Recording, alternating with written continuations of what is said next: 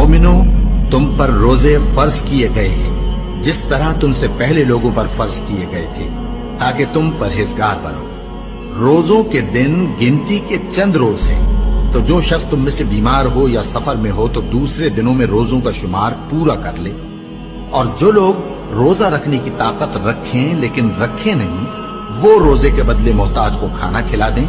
और जो कोई अपनी मर्जी से ज्यादा नेकी करे तो उसके हक में ज्यादा अच्छा है।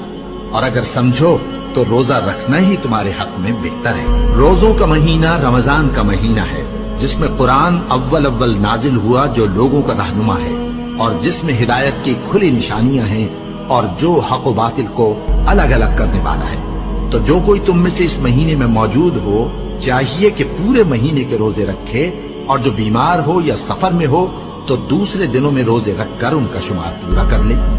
अल्लाह तुम्हारे हक में आसानी चाहता है और सख्ती नहीं चाहता। और ये आसानी का हुक्म इसलिए दिया गया है कि तुम रोजों का शुमार पूरा कर लो, और इस एहसान के बदले कि अल्लाह ने तुमको हिदायत बख्शी है, तुम उसको बुजुर्गी से याद करो और उसका शुक्र करो।